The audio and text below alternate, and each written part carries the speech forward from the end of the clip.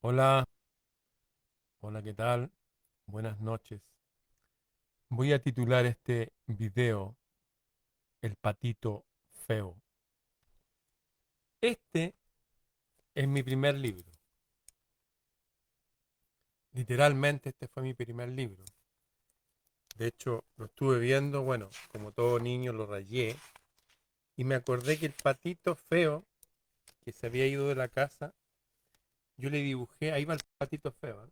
Le dibujé una comida ahí porque iba con hambre. Fue el primer libro que aprendí a leer. Debo haber tenido 3 años.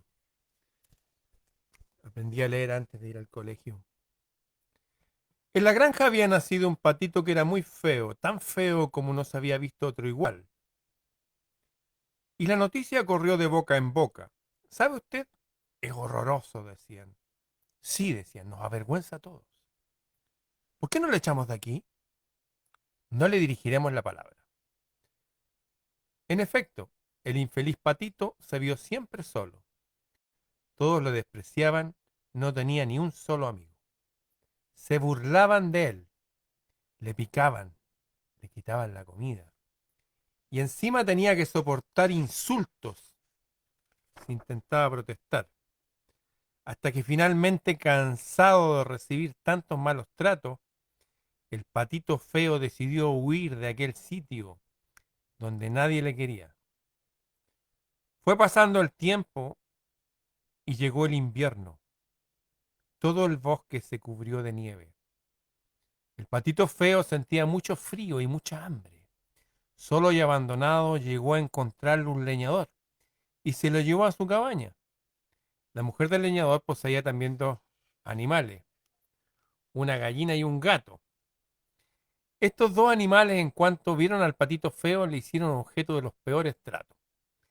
A pesar de que el desgraciado patito hizo cuanto pudo para conseguir la amistad de la gallina y el gato, trataba de ser amable el gatito, tratar de empatizar, todo fue en vano. El gato le arañaba en cuanto se acercaba a él. La gallina le daba crueles picotazos sin motivo. Así que el patito feo se convenció de que en la cabaña del leñador no podía esperar nada bueno. Y se puso muy triste. Esa misma noche, cuando todos dormían, se alejó de la casa y siguió caminando sin saber dónde ir. En una cueva del bosque encontró al final un cobijo y decidió quedarse a vivir en ella para siempre, solo. Y así nadie podía seguir despreciándole. Sabía el pobre infeliz que era tan feo. Pasó el invierno y floreció otra vez la primavera luminosa. El patito feo salió una mañana a tomar el sol. Hacía muy buen tiempo y el día invitaba a pasear, pero de repente el patito se ocultó, temeroso, al divisar una familia de cisnes que nadaban en el lago. Qué hermosos son, dijo el patito. No quiero que me vean. Se van a reír de mí al verme tan feo. Pero con gran sorpresa suya, vio que el más majestuoso de todos los cisnes se le acercaba y le decía, ¿qué haces ahí? Ven a vivir con nosotros. Tú eres de nuestro linaje. Eres un cisne igual que nosotros. Nosotros somos tu familia, le dijo. Entonces, el maravilloso, se maravilló el patito al contemplarse en el agua. Le dijo a los cisnes, mírate al agua. Había crecido, convirtiéndose en un cisne majestuoso también. Se alejó muy contento en compañía de sus hermanos, verdaderos amigos, y ya siempre fue muy feliz. Así termina El patito feo, es con el cuento con el cual yo aprendí a leer. Y curiosamente fue como una profecía de mi vida. Me acuerdo cuando niño yo no encajaba. No, que tienes los ojos muy grandes, que eres muy blanco. ¿Y por qué tiene el pelo más blanco acá y el resto amarillo? Nosotros no tenemos el pelo amarillo. Y fue terrible. Y me acuerdo que yo tenía dos hobbies. Uno era este, que coleccionaba estampillas. Aquí tengo mis estampillas de niño. Y el otro tenía un álbum que se llamaba La historia del hombre, donde salía la historia del hombre desde la prehistoria hasta la actualidad. y salían mapas de geografía para conocer el mundo. Y me acuerdo que hay un mapa que se llama el mapa de Europa, que era la figurita, monito le decíamos acá, la lámina más difícil de encontrar. Y yo había completado mi álbum. Y durante años me acuerdo que había estado comprando las láminas y todo. Y fui a tratar de empatizar con unos amiguitos. Y el más grande me dijo, oye, escuché que tú tienes el álbum de la historia del hombre. Sí, le dije yo, no te creemos que lo tengas. Sí, sí lo tengo, yo no digo mentira. No, es mentira, es mentira. Anda a buscarlo y te vamos a creer. Y yo no decía mentira. Así que vine, hablé con mi mamá, le dije, oye, que quiero buscar el álbum para que mostrárselo a mis amigos nuevos. Y mi mamá como que presintió algo y me dijo, con mucho cuidado. Y me lo pasó y yo fui, aquí está mi álbum. Y lo miraron estos amigos nuevos, algunos eran más grandes que yo, creo que yo era de los más pequeños de hecho. Dijeron, ya, quédate aquí. Y me dejaron en una pieza solo, un living de una casa, y sentí algo raro aquí. Y fui a mirar porque no volvían y estaban arrancando las láminas de mi álbum y se las escondían debajo de su polera, de sus remeras, de sus camisetas. Y vi eso y dije, wow, no entendía por qué eran así. Si yo quería empatizar, quería ser... No, después se burlaban porque yo no decía garabato. Después se burlaban porque yo era buen alumno y me gustaba estudiar. En fin, fue súper extraño llegar a este mundo para mí. Creo que, a ver, este libro de los que había en mi casa había un montón. Mi mamá era profesora, mi abuela era profesora, mis tíos eran profesores. Y yo elegí este. En fin, aparte de tener álbumes, coleccionaba estampillas. Y siempre me llamó la atención esto. Tengo una estampilla aquí que todos son el mismo hombre. Todas esas estampillas de colores que están ahí es el mismo hombre. Es un general español que se llamaba Franco. No tenía idea. Después tengo una tía española que se llama Pilar, que viene de Guipúzcoa, que es donde está la ruta Santiago-Compostela. Y me decía que él había sido un gran general, que puso orden en el país, porque habían asesinado a muchos presidentes, habían asesinado gente. No tenía ni idea de nada de lo que me hablaban. Por otro lado, otras personas decían, no, este tipo fue un malo. fue un-". Yo pensaba como niño, pero ¿cómo si es tan malo tiene tantas estampillas? En fin, de grande entendí que a todos nos pasa esto del patito feo, que estamos en una sociedad que nos cuesta encajar, que no solamente a veces nos tratan con hostilidad, sino que nos mienten, nos engañan, nos confunden. Miren lo que averigüé de grande de esas estampillas de ese hombre. No lo voy a mencionar tanto su nombre para que vayamos a los hechos y no producir alguna animadversión en, en alguien. Bien, en España, que es parte de nuestro origen, es la verdad. Y la España no está compuesta por una raza de personas. Hay muchas razas de personas. Razas absolutamente distintas. De hecho, a Chile llegó una raza de españoles que se llamaba los visigodos, con Pedro de Valdivia. Y lo mejor de los Guzmanes, decían el rey de España, que era un emperador. El rey de España ni siquiera era español, era un alemán, que se llamaba Carlos. Carlos I le decían en Alemania. Y usaban como emblema un águila de dos cabezas. Y los que llegaron acá eran visigodos, que eran de los vikingos que se quedaron allá en España, en Toledo para ser preciso. Lo que averigüé yo, que la España moderna ya, sin tener que remontarme a esa época del Sacro Imperio Romano Germánico, 1540 cuando llegaron acá, hace ya harto tiempo, casi 5 siglos. En España, los grupos políticos más extremos y ateos habían asesinado a 4 presidentes de gobierno. Es un récord mundial de magnicidio. Magnicidio se llama cuando asesinan a un presidente. No tenía idea de esto, nunca me lo enseñaron. Ni siquiera mis amigos españoles, nada. Nunca me dijeron que España, los grupos políticos ateos, sin ponerle ninguna denominación, pero sí que eran ateos al menos, habían asesinado a 4 presidentes del gobierno. Un récord mundial de magnicidio cometidos por la misma gente. Sin embargo, la propaganda siempre habló que había un general, que ese general que está ahí, que está en estas estampillas de colores, ese era el malo. Y dije, a ver, si lo están demonizando me interesa averiguar, porque en mi país y en la historia del mundo siempre se demoniza al enemigo. Quiero ir a los datos. Me voy a sumergir en la hemeroteca. Hemeroteca es la base de la historia. Son donde están los registros escritos de la época.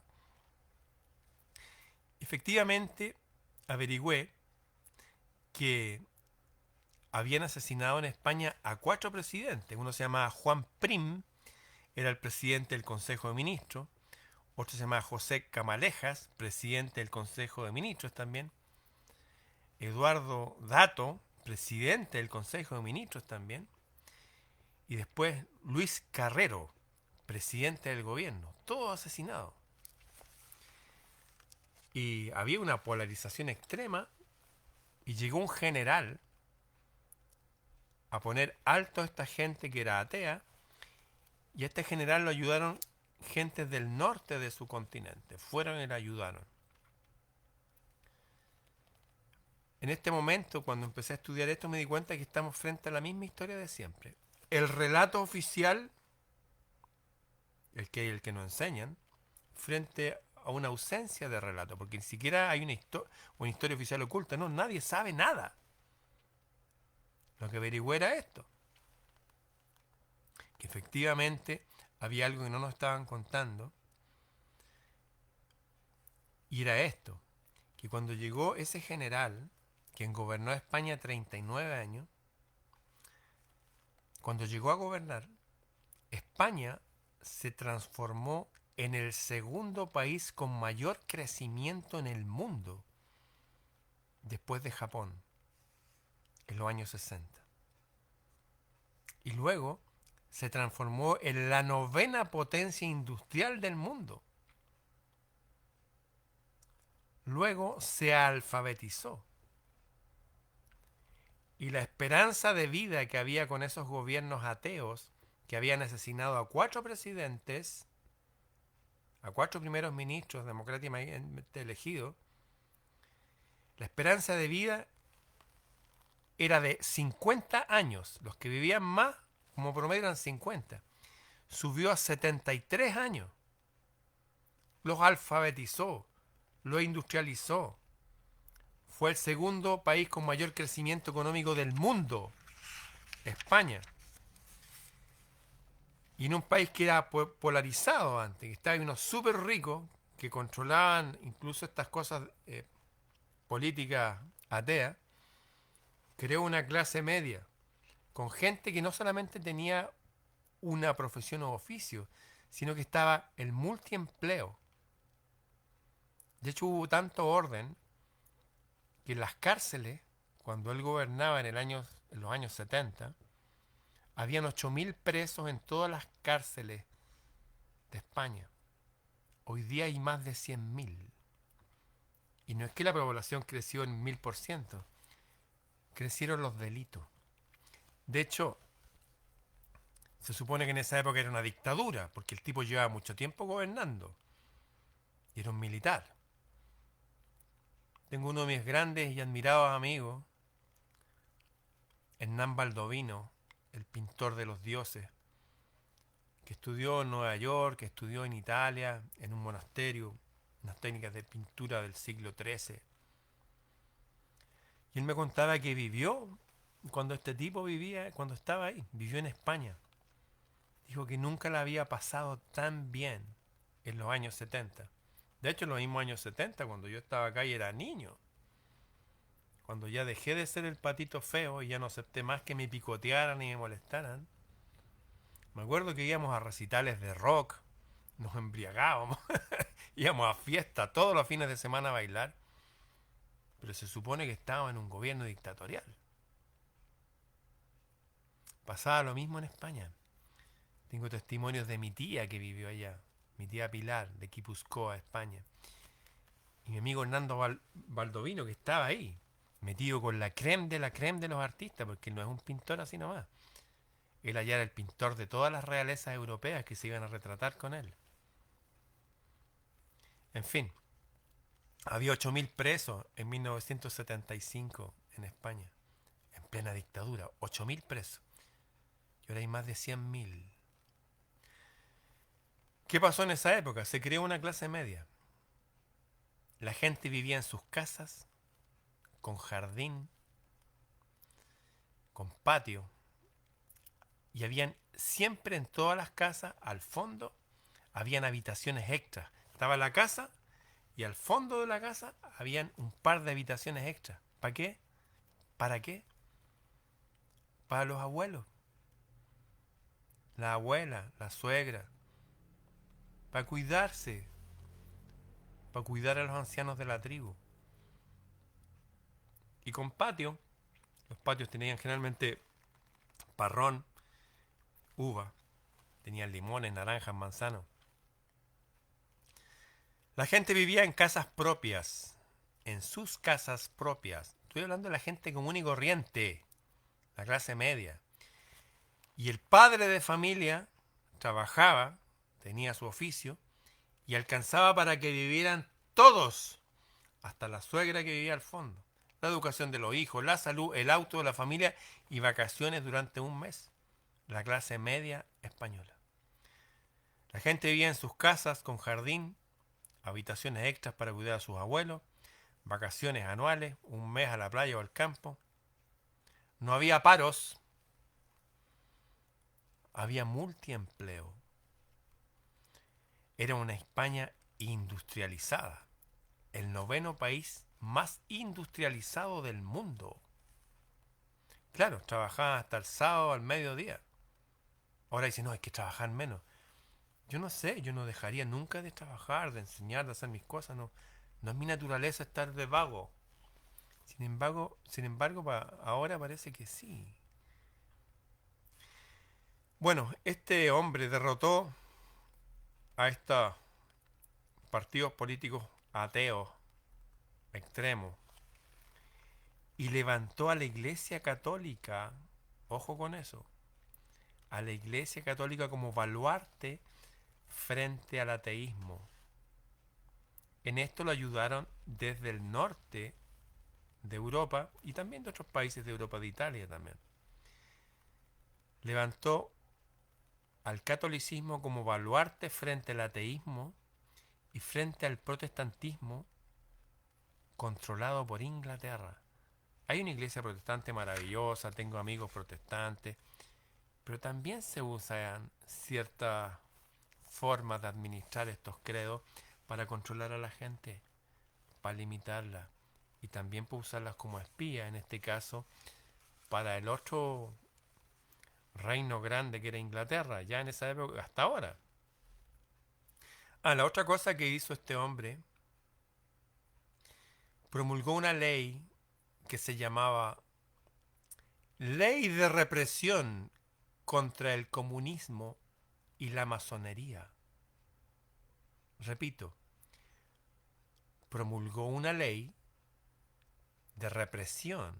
O sea, hay comunistas, hay instituciones masónicas, las vamos a reprender, las vamos a perseguir. Ley de represión contra el comunismo y la masonería. ¿Por qué? Pues el gobierno de él razonaba que desde el siglo XIX venía avanzando un progresivo secularización, ateísmo, y que allanaba el proceso para la segunda etapa del comunismo que ya se había apoderado de toda la Unión Soviética, asesinando a más de 60 millones de personas, 30 millones de mujeres y niñitas, y también como 10 o 15 millones de niñitos asesinados. ¿Por qué? Porque eran creyentes, porque creían en un mundo libre. De hecho, ellos cerraban la frontera y ponían guardia. Tal cual no se podía salir de Alemania Oriental, pues le disparaban. Tal cual no se puede salir de Cuba porque le disparan, tampoco se podía salir de la Unión Soviética. ¿Por qué? ¿Por qué si no quiero estar en este país de mierda me tienen que disparar si quiero irme? Bueno, este hombre fue y dijo, hey, aquí hay una complicidad entre la masonería o parte de la masonería, que es lo que yo también creo que es una parte, no es toda para nada. Hay gente buena ahí también, como en todas las iglesias y en todas las instituciones. Pero razonaban que desde el siglo XIX venía avanzando un proceso de secularización, ateísmo, y que allanaba el proceso para la segunda etapa comunista, que era ya no solamente estar con la Unión Soviética y todos los países tras la cortina de hierro y China, no, era la otra mitad que les quedaba, que éramos nosotros. Entonces querían tomar Europa de acá desde España para arriba y toda América desde Chile para arriba, en los mismos años. ¿Me van entendiendo para dónde voy con lo que estoy hablando? En fin, y sin frontera avanzar por el control de todo el planeta, como está en sus propios dogmas. Bueno, les recuerdo que yo les conté que esto fue denunciado ya en el siglo XVIII por Mozart y por haber denunciado esta infiltración en la masonería para llevar esta ideología atea a todo el mundo. Asesinaron al propio Wolfgang Amadeus Mozart, que ahora las películas lo ponen como un tipo que era loco, como un tipo desquiciado. En fin, siempre se demoniza al enemigo. Bien, les empecé contando de este libro que leí, El patito feo, de gente que nos cuesta a veces encajar en este mundo, de mis colecciones de láminas y álbumes y también de estas estampillas, y de cómo una vez hice una pregunta por estas estampillas donde salía un hombre que se llama Franco, el general Franco, que todos lo han acusado de ser poco menos que un demonio. Sin embargo, él combatió a una coalición que asesinó a 4 presidentes, a 4, y que ponía bombas y locura y muerte, y cuando él llegó a ser el segundo país con mayor ingreso, con mayor poder adquisitivo del mundo, el noveno país industrializado. Subió, la gente llegaba hasta los 50 años, la esperanza de vida la subió a más de 70. Reforma en salud, alfabetizó el país. Las personas podían tener multiempleo si querían. Creó la clase media. No se dice nada bueno de este hombre, puras cosas malas. Curiosamente, al igual que otros hombres que en otras partes del mundo produjeron milagros económicos, milagros económicos, transformarse en el país más rico e industrializado del mundo en 3 años, también los demonizaron. Y ambos tienen en común que dijeron, no más masonería, no más comunismo. Vamos, nuestro país es para nosotros. No más leyes extranjeras, instituciones que quieren dominar el mundo, no, nada más de eso. Si vienen a enfrentarse con nosotros, se van a enfrentar con hombres fuertes y creyentes. Al darme cuenta de todos esos detalles, no puedo dejar de pensar que las antiguas órdenes de caballería sacaban su fuerza de la creencia en el Dios del cielo, de la creencia en algo superior. De ahí se reciclaban incluso en plena guerra que podían estar perdiendo y se insuflaban de ánimo y volvían a la batalla y generalmente ganaban. Resumiendo, desde la noche de los tiempos, como les mencionaba el otro día, hay un tema que todos los grandes pensadores han llegado al mismo tema. Aquí hay un drama que se está realizando en todo el planeta en toda época. Es los hijos de la luz contra los hijos de las tinieblas. Estos quieren controlar todo. Estos quieren que los dejen en paz vivir nomás. Eso, que no los molesten. Ellos no, que seamos todos iguales. Como ustedes saben, ser iguales, o sea, igualdad de derechos, sí, por supuesto. La misma ley para todos. Pero la igualdad como un fin entre los seres humanos, eso se llama monstruosidad. Eso es Frankenstein. Somos todos diferentes como los animales de la granja.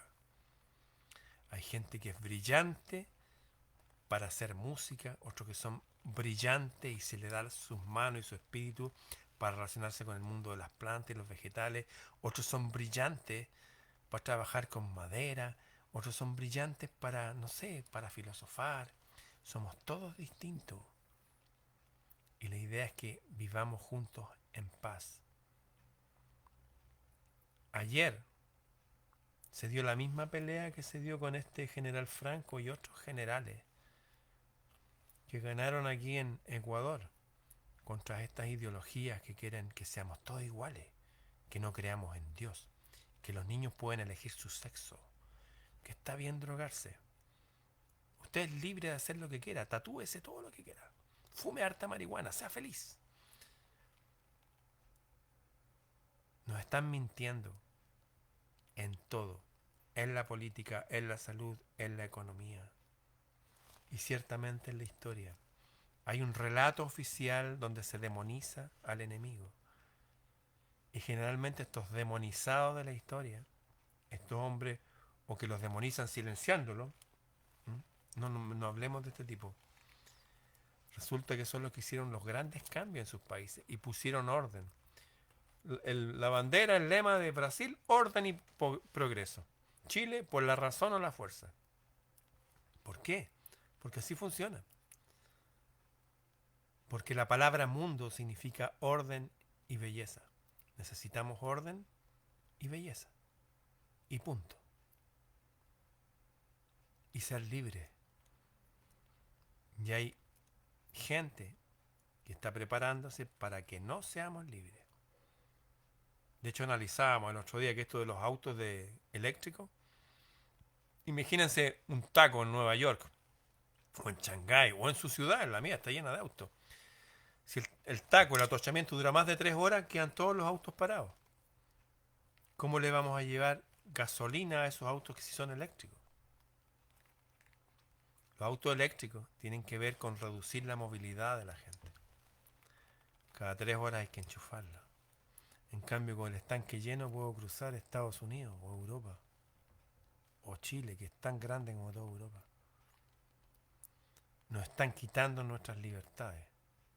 El mal avanza por toda vía posible, pero el bien también.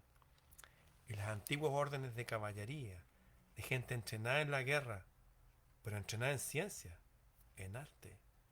Porque estas órdenes no eran solamente para andar peleando. Construían catedrales, ciudades, complejos industriales. Eran ingenieros militares, artistas, hablaban varios idiomas. Estaban súper entrenados en todo. Claro, no era mucha gente, era un puñado de gente. Todos los caballeros en Europa tienen que haber sido cerca de 2500. Y otros tantos que habían en Inglaterra. Hablemos de 5000 caballeros. Con 5000 caballeros se ponía orden. Eso. De hecho, todos nuestros países, todos, fueron fundados por caballeros. Siempre. Caballeros, militares. La democracia en Atenas, Pericles. Pericles era un general de ejército. Ese general inventó la democracia.